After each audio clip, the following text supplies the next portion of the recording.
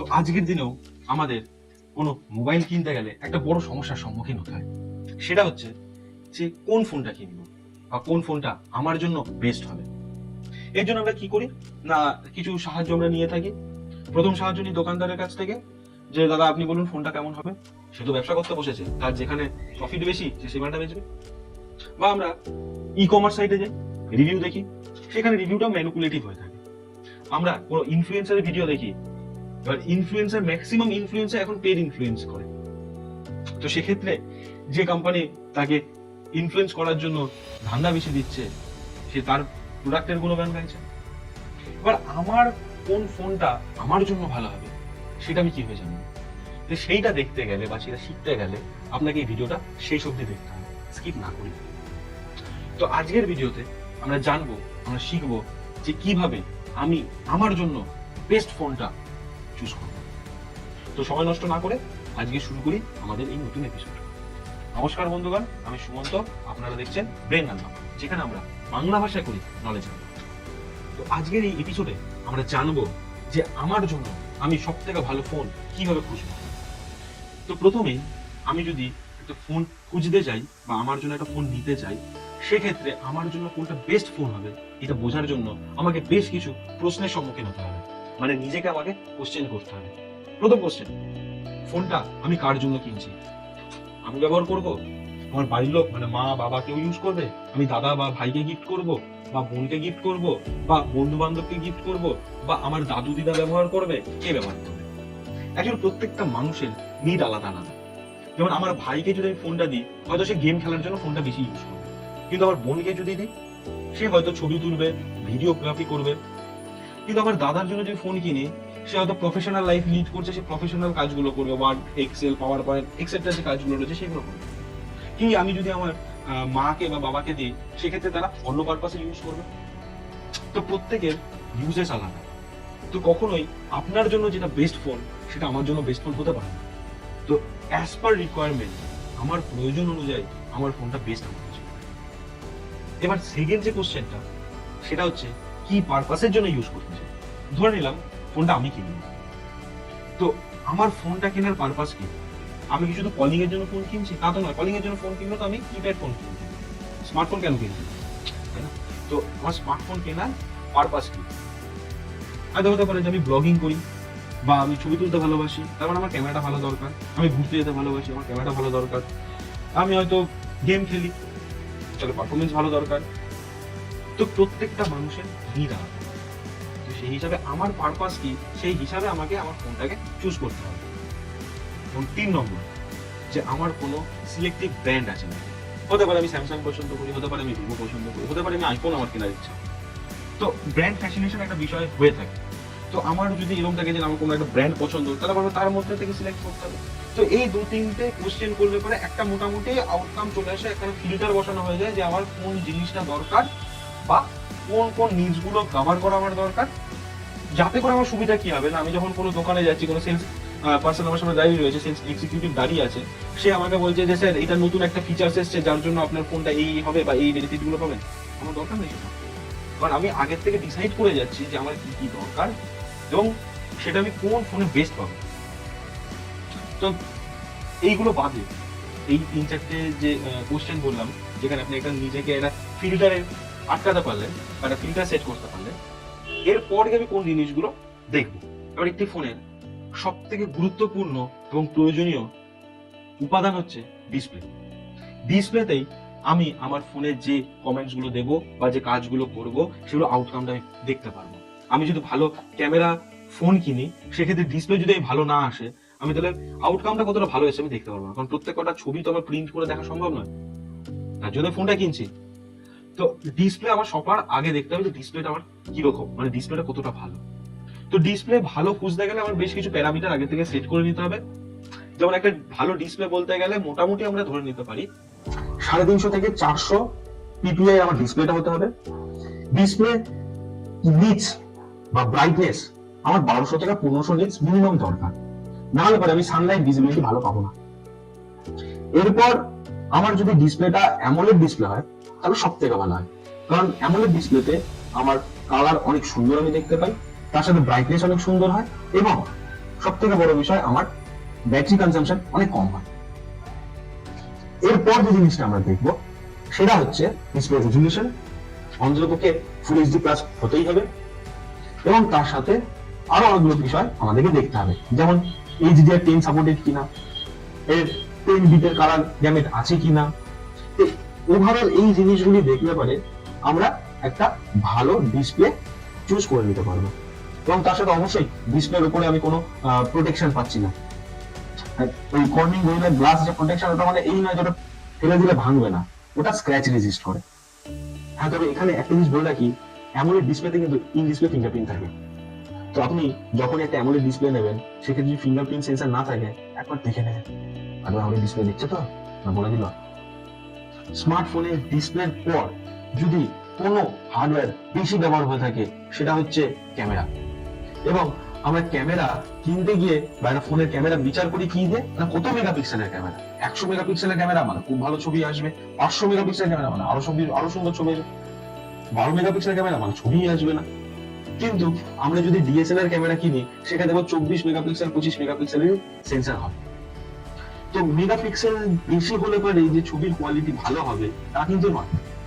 Megapixel অবশ্যই একটা দরকার, কিন্তু তার সাথে আরো কিছু জিনিস দরকার।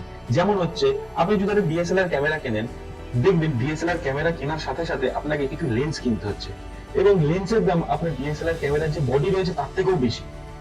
মানে আমার ফোনের শুধু মেগাপিক্সেল বেশি হলে যে ভালো ছবি আসবে বা ভালো ক্যামেরা হবে তা নয়, আমার তার সাথে সাথে আরো কয়েকটা জিনিস চেক করতে হবে। যেমন ক্যামেরার লেন্স, 2 এর অ্যাপারচার ভ্যালু। অ্যাপারচার ভ্যালু যত কম হবে তত এই লো লাইটে ভালো ছবি তুলতে পারবে। তারপর কি আছে না আমার ক্যামেরার সেন্সর, সেই সেন্সরটা কতটা ভালো, প্রসেস কত ভালো করে, এই বিষয়গুলোর উপর নির্ভর করে বেস্ট ক্যামেরাটা খুঁজে পাবেন। মানে আপনার যে ফোনটি রয়েছে সেই ফোনটির মেগাপিক্সেল যেমন দরকার, তার সাথে সাথে একটা ভালো কোম্পানির একটা ভালো লেন্স দরকার এবং একটি ভালো সেন্সরও দরকার। এইগুলোর কম্বিনেশনে আপনি একটা ভালো ছবি পাবেন। ডিসপ্লে ক্যামেরার পর আমরা চলে আসি পারফরমেন্সে। তো পারফরমেন্স বলতে গেলে প্রথমে আসে র্যামের কথা। তো র্যাম কতটা লাগবে বা কতটা প্রয়োজন সেটা অ্যাকচুয়ালি নির্ভর করে তার ব্যবহারের উপর। মানে অ্যাকচুয়ালি র্যাম বেশি হলে পরে যে ফোনটা অনেক বেশি ফাস্ট হবে বা আমি অনেক কিছু করে ফেলবো, ওটা তা নয়। র্যামটা হচ্ছে একখানা স্পেস যেটা আপনাকে মাল্টিটাস্কিং এর সাহায্য করে। তো আমার মাল্টিটাস্কিং এর বিহেভিয়ারের উপর নির্ভর করছে আমার কতটা র্যাম লাগবে। হ্যাঁ, তবে এটা ঠিক যে আজকের দিনে একটা স্মার্টফোন ইউজ করতে গেলে মোটামুটি 6 জিবি র্যাম দরকার। আর যদি একটু হেভি ইউজার হয় সেক্ষেত্রে 8 জিবি র্যাম মিনিমাম দরকারি। কারণ আজকের দিনে যে অ্যাপস গুলো রয়েছে সেই অ্যাপস গুলো অনেকটা বড়, তো সেক্ষেত্রে তাদের স্পেস অনেক বেশি লাগে। তো মোটামুটি আজকের দিনে একটা ভালো ফোন নিতে গেলে 6 জিবি থেকে 8 জিবি র্যাম আপনাকে নিতে হবে। এবং তার সাথে সাথে আরো একটা বড় জিনিস হচ্ছে রম বা ইন্টারনাল স্টোরেজ। সেক্ষেত্রে ইন্টারনাল স্টোরেজ আজকের দিনে মিনিমাম 128 জিবি আপনার থাকা দরকার। কারণ যেই পরিমাণে আমাদের ভিডিও এবং ছবির সাইজগুলি বাড়ছে, মানে আমরা আজকের দিনে যে ভিডিওগুলো দেখি সবই ফুল এইচডি বা 4K বা 2K, সেই ভিডিওগুলো বা সিনেমাগুলোর মিনিমাম সাইজ 1.5 জিবি 2 জিবি হয়ে থাকে।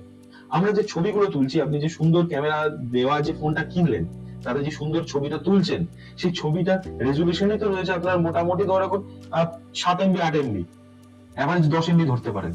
তাহলে আপনার স্টোরেজ যদি 128 জিবি না হয়, তাহলে আপনি ভিডিওগুলো বা আপনার যে ছবিগুলো যে মেমোরিগুলো আপনি ক্যাপচার করবেন সেটা রাখবেন কোথায়? এবং আপনার ফোনে যে আপনি ভিডিও রেকর্ড করবেন সেটাও মোটামুটি আপনি যদি 10 মিনিটের ভিডিও করেন তাহলে 1 জিবির কাছাকাছি আপনার স্পেস খেয়েই নেয়। এবার চলে আসি প্রসেসরে। তো প্রসেসর মোটামুটি আপনি যদি একটু হাই রেঞ্জের প্রোডাক্ট কেনেন, সেক্ষেত্রে স্ন্যাপড্রাগনের ক্ষেত্রে মোটামুটি 8 সিরিজের প্রসেসর, আর একটু মিড রেঞ্জে থাকলে 7 সিরিজ, আর একটু লো বাজেট থাকলে 6 সিরিজ। 6 জেনারেশনের যে প্রসেসর গুলো রয়েছে সেগুলো আপনি কিনতে পারেন। যদি মিডিয়াটেকের হয় সেক্ষেত্রে হিলিও সিরিজের প্রসেসর গুলো আপনি কিনতে পারেন, যেগুলো ভালো পারফরমেন্স দেয়। হ্যাঁ, অবশ্যই তার আগে একটু আনতুতু স্কোরটা চেক করে নেবেন। এরপর চলে আসি এই সবকটা জিনিস চালানোর জন্য তো ব্যাটারি দরকার। সেই ব্যাটারিটা মিনিমাম আপনার 5000 আজকের দিনে দরকার। কারণ স্মার্টফোন যেভাবে ব্যবহার হয়, একদিনে 5000 mAh ব্যাটারি নিয়ে পুরো দিনটা কভার করা মুশকিল, কারণ আমরা ব্যবহারও খুব বেশি পরিমাণে করি। তো তো মোটামুটি 5000 mAh এর ব্যাটারি, এবং এই ব্যাটারিটাকে চার্জ করার জন্য মোটামুটি আপনার 35 থেকে 40 ওয়াটের চার্জার দরকার। মানে 5000 mAh এর ব্যাটারি কিনলেন, যদি আপনার 10 ওয়াটের চার্জার থাকে, আপনার 8 ঘন্টা সময় লাগবে, 7-8 ঘন্টা সময় লাগবে আপনার ফোনটাকে চার্জ করতে। তো আজকে আমাদের এই প্রত্যেক দিনের এই দৌড়ঝাঁপের মধ্যে 5 ঘন্টা, 6 ঘন্টা, 7 ঘন্টা সময় দেওয়া সম্ভব নয় একটা স্মার্টফোনকে চার্জ করার জন্য। এবার চলে আসি আমরা কানেক্টিভিটিতে। তো কানেক্টিভিটিতে আসলে প্রথম যেটা আসছে সেটা হচ্ছে সিম। হ্যাঁ, সেক্ষেত্রে আপনাকে অবশ্যই 5G নেটওয়ার্ক ব্যান্ডউইথ সাপোর্ট করে এরকম সেটই আপনাকে কিনতে হবে। ডুয়াল 5G, ডুয়াল স্ট্যান্ডবাই, এবং 5G যতগুলো ব্যান্ড সাপোর্ট করে তত ভালো। তারপর চলে আসি ব্লুটুথ।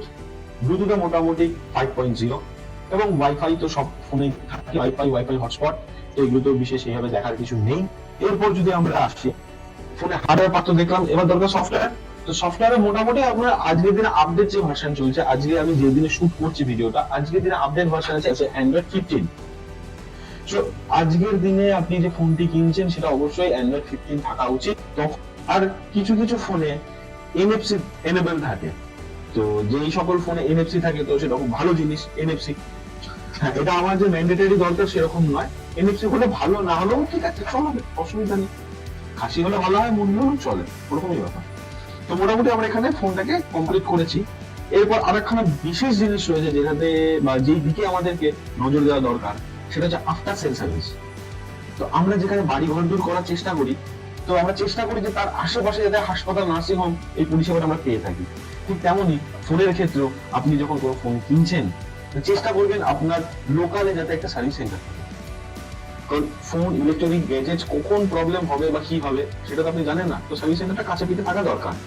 আরো একটা জিনিস যেটা হচ্ছে এই ওয়ারেন্টি। এটা ওয়ারেন্টি কিভাবে পাবেন, কতদিনের ওয়ারেন্টি পাবেন, কোন কোন প্রোডাক্টের উপর কতদিনের ওয়ারেন্টি আছে, এটা আপনাকে একবার জেনে নিতে হবে।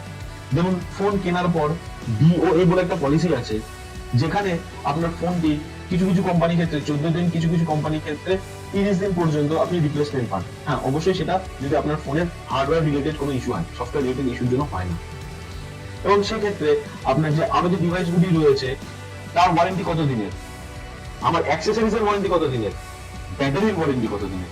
নরমালি কি হয় না, আপনার যেহেতু রিমুভেবল ব্যাটারি হয়, মানে যে ব্যাটারি আপনার ফোন থেকে খোলা যায়, তাতে 6 মাসের ব্যাটারি ওয়ারেন্টি থাকে। আর যেগুলো আপনার ফিক্সড ব্যাটারি হয়, এখনকার ম্যাক্সিমাম ফোন বা সব ফোনে আপনার ফিক্সড ব্যাটারি, তো সেই ব্যাটারিগুলোর ক্ষেত্রে আপনার 1 বছরের ওয়ারেন্টি হয়। যেমন আপনার ফোনের 1 বছর ওয়ারেন্টি হয়, তার সাথে সাথে আপনার ব্যাটারিরও 1 বছর ওয়ারেন্টি হয়। এবং অ্যাক্সেসরিজ যেগুলো থাকে, আপনার ধরুন হেডফোন এখন থাকে না, উঠে গেছে, যদি আপনার ফোনে দিয়ে থাকে, তো হেডফোন, চার্জার, ডেটা কেবিল, এইগুলো 6 মাসের ওয়ারেন্টি থাকে। তো কিছু কোম্পানি যদি তার থেকে বেশি বেনিফিট দিতে চায়, তো আপনার জেনে নিতে তো অসুবিধা নেই। তো অবশ্যই আপনি যখন ডিল কমপ্লিট করবেন তার আগে অবশ্যই এগুলো জেনে আসবেন। এবং তার সাথে এই ভিডিওটি যদি আপনার ভালো লেগে থাকে তাহলে অবশ্যই লাইক করবেন, এবং ভিডিওটি শেয়ার করুন তাদের সাথে যারা ভাবছে যে আগামী দিনে ফোন কিনবে, এবং অবশ্যই সাবস্ক্রাইব বাটনটা প্রেস করে তারপরই যাবেন। ততক্ষণ পর্যন্ত আসি, ভালো থাকবেন, ভালো রাখবেন। দেখা হবে আবার নেক্সট ভিডিওতে। টাটা।